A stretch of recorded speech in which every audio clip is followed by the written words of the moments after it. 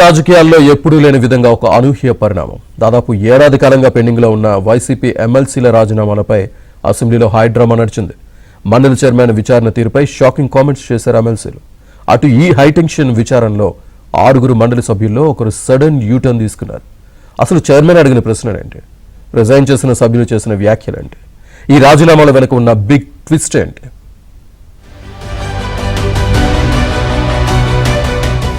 AP రాజకీయాల్లో మరో high tension drama.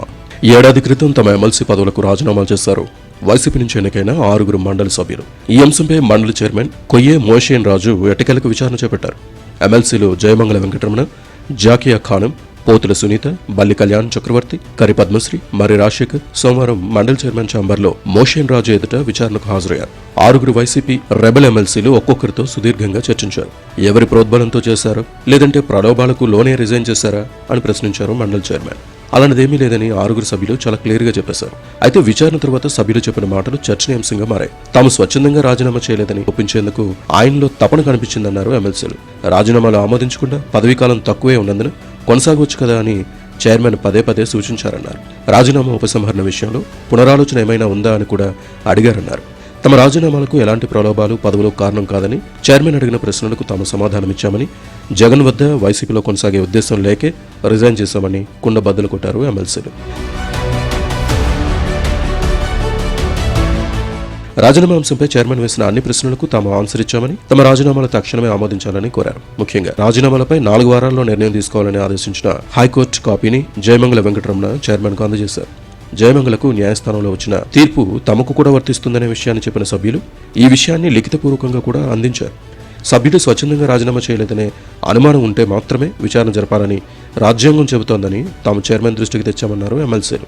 Resign లేఖలను స్వయంగా తామే తీసుకొచ్చి ఇవ్వడంతో పాటు అనేకసార్లు స్వచ్ఛందంగా రాజీనామా చేశామనే విషయం చెప్పామని, ఎన్నిసార్లు అడిగినా తమది ఇదే సమాధానమని వారు స్పష్టం చేశారు. చైర్మన్ గారు అడిగినప్పుడు నేను ఒకటే చెప్పాను, ప్రలోభ పెట్టారా ఎవరన్నా, లేకపోతే వ్యక్తిగతంగా నీకేమన్నా అవతల మా పార్టీలోకి రండి అని చెప్పారా అని. ఏమండి, నేను ఏ పార్టీని ఉద్దేశించి రాలేదు, నైతికంగా ఆ పార్టీని వీడి రాజీనామా చేసి ఈ పార్టీలోకి వచ్చాను. అంటే ఇక్కడ మంత్రి ఇస్తారని చెప్పారా మీకు అని అడిగారు, లేకపోతే ఎమ్మెల్సీ ఇస్తానని చెప్పారా అని అడిగారు. నాకు ఎమ్మెల్సీ ఇస్తారో మంత్రి ఇస్తారో తర్వాత నిర్ణయం సార్. నా రాజీనామా ఇప్పటి వరకు మీరు యాక్సెప్ట్ చేయలేదు కాబట్టి 23/11/24లో ఇచ్చాను మీకు రాజీనామా. ఇప్పుడు వరకు యాక్సెప్ట్ చేయలేదు కాబట్టి నేను హైకోర్టుకి వెళ్ళాను. హైకోర్టు 4 వారాల్లో డిసిషన్ తీసుకోమన్నది. మీరు పిలిపించారు కాబట్టి నేను వచ్చాను. నాకు ఎటువంటి ప్రలోభాలు లేవు, ఏవీ లేవు, ఎటువంటి ఆశలు లేవు. జనసేన పార్టీలోకి వెళ్ళిన తర్వాత కూటమి ప్రభుత్వం నిర్ణయం తీసుకుని నాకు ఏ బాధ్యతలు అప్పచెబితే ఆ బాధ్యతలు ప్రజాసేవ కోసం చేస్తాను తప్పితే వేరే వ్యక్తిగతంగా లేదని చెప్పి చాలా స్పష్టంగా చెప్పాను. దానికి నిర్ణయం తీసుకుంటానని చెప్పారు. పదవీకాలం తక్కువ ఉందని కొనసాగొచ్చు కదా అని విచారణ సందర్భంగా చైర్మన్ పదే అడగడంతో అనూహ్యంగా యూటర్న్ తీసుకున్నారు ఎమ్మెల్సీ జాకియా ఖానం. తన రాజీనామాను వెనక్కి తీసుకుంటున్నట్టు చైర్మన్ కు లేఖ ఇచ్చారు ఆమె. రాజీనామా ఎప్పుడు చేశారు, చేయకముందు ఎవరిని కలిశారు, రిజైన్ తర్వాత ఎవరిని కలిశారని గుచ్చి ప్రశ్నించారు మండలి చైర్మన్. తాను ఎలాంటి ప్రలోభాలకు లోను కాలేదని, రాజీనామా ఆమోదించాలని ముందు చెప్పిన జాకియా ఖానం విచారణ అనంతరం మరోమారు చైర్మన్ కలిసి తన నిర్ణయాన్ని మార్చుకున్నట్టు వెల్లడించారు.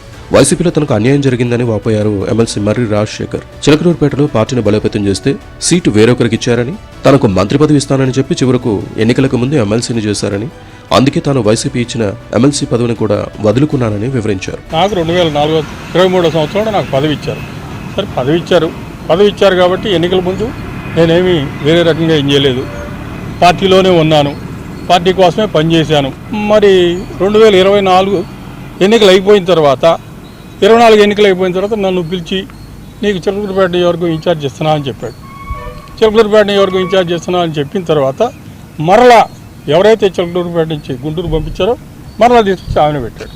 ఇంక ఎట్టి పరిస్థితుల్లో కూడా నాకు ఇక్కడ గౌరవం లేదు, ఉండటానికి వీలు లేదు అని చెప్పి నేను కానీ నాకు సంబంధించినటువంటి వాళ్ళు కానీ అందరం కూడా నిర్ణయం తీసుకున్న తర్వాతనే వెళ్ళారు. నాకు వైఎస్ఆర్ కాంగ్రెస్ పార్టీలో నాకు జరిగినటువంటి అన్యాయం ఈ రాష్ట్రంలో బహుశా ఎవరికి జరిగి ఉండదు. ఏడాదికి పైగా తమ రాజీనామాలను పెండింగ్లో పెట్టడాన్ని తప్పుపెట్టారు ఎమ్మెల్సీలు. గతంలో జయమంగళ వెంకటరమణ హైకోర్టును ఆశ్రయించినప్పుడు కౌంటర్ అఫిడవిట్ దాఖలు చేయకపోవడాన్ని హైకోర్టు తీవ్రంగా తప్పుబట్టి చైర్మన్ కు ఫైన్ విధించిన విషయాన్ని గుర్తు చేశారు. దేశ చరిత్రలో ఇలాంటి ఘటన ఇదే ప్రథమమని వారు అభిప్రాయపడ్డారు.